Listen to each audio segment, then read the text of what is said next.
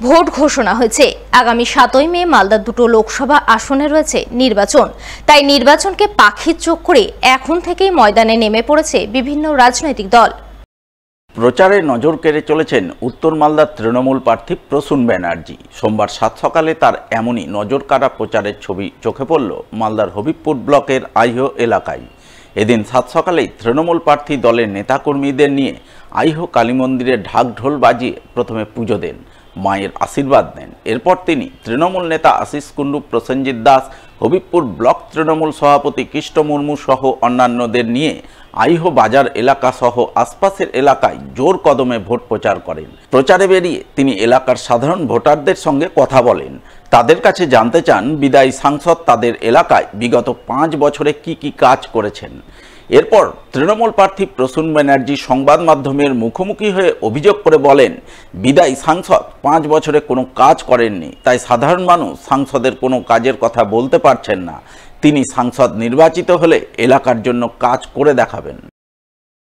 আমরা বলছি কম, শুনছি বেশি।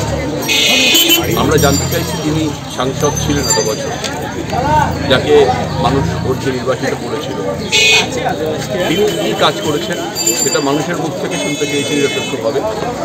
আপনারা অনেকেই সঙ্গে ছিলেন বা হয়তো দূরে ছিলেন, এখনও পর্যন্ত কেউ কিছু বলতে পারছেন না যে সাংসদ এখানে কী কাজ করেছেন।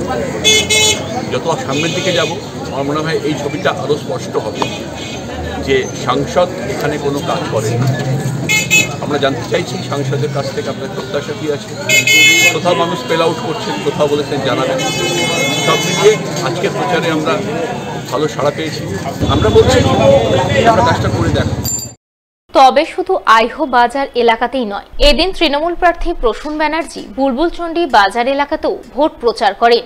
প্রচারের অঙ্গ হিসেবে তিনি বাজার এলাকায় ঘুরে ঘুরে প্রথমে সাধারণ মানুষের মনের কথা বোঝার চেষ্টা করেন। বিগত 5 বছর বিদায়ী সাংসদ এলাকায় কোনো কাজ করেছেন কিনা তা ভোটারদের মুখ থেকে শোনেন। এরপর তিনি আগামী 5 বছর সাধারণ মানুষকে ভালো পরিষেবা দেওয়ার আশ্বাস দিয়ে তাকে সাংসদ নির্বাচিত করার আবেদন জানান। আমরা পেয়েছি আমাদের প্রার্থীকে জোড়া ফুল চিহ্নে ভোট দিয়ে জয়যুক্ত করে আমাদের যে দীর্ঘদিনের আকাঙ্ক্ষা আমরা শেয়ার করব আমাদের প্রার্থীর সঙ্গে। আপনারা এখানে আসুন এবং আপনাদের মনের ভাবনা আপনারা প্রকাশ করতে পারেন আমাদের প্রার্থীর কাছে।